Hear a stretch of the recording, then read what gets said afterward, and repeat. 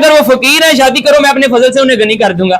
سورۃ النور کی آیت نمبر 32 دیکھیے, اللہ تعالیٰ فرماتے ہیں وَأَنْكِحُوا الْأَيَامَ مِنْكُمْ وَالصَّالِحِينَ مِنْ عِبَادِكُمْ وَإِمَائِكُمْ, جو تم میں سے تنہا ہونا, جو کنوارے ہوں ان کی شادی کر دیا کرو, اور جو تمہارے غلاموں میں سے صالح لوگ ہوں ان کی بھی شادی کر دیا کرو. اس کے بعد ایک بہت بڑا کنسیپٹ ہے جو مس کنسیپچول ہم ہو گئے ہوئے ہیں.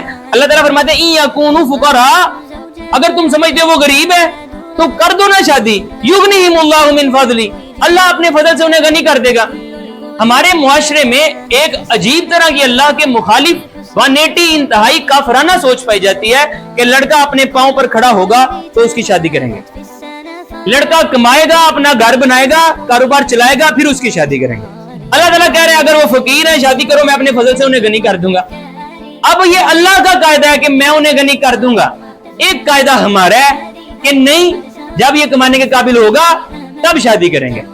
آپ نے محسوس کیا کس قدر کافرانہ سوچ, ہم کس قدر کفر والے معاملے میں رہ رہے ہیں اللہ کے بالکل 180 ڈگری پر. مزید دیکھیے اللہ تعالیٰ فرماتے ہیں واللہ واسع علیم, تمہیں یقین ہی نہ آ رہا اللہ کے قوانین پر, تو سنو اللہ واسع ہے, اللہ علیم ہے.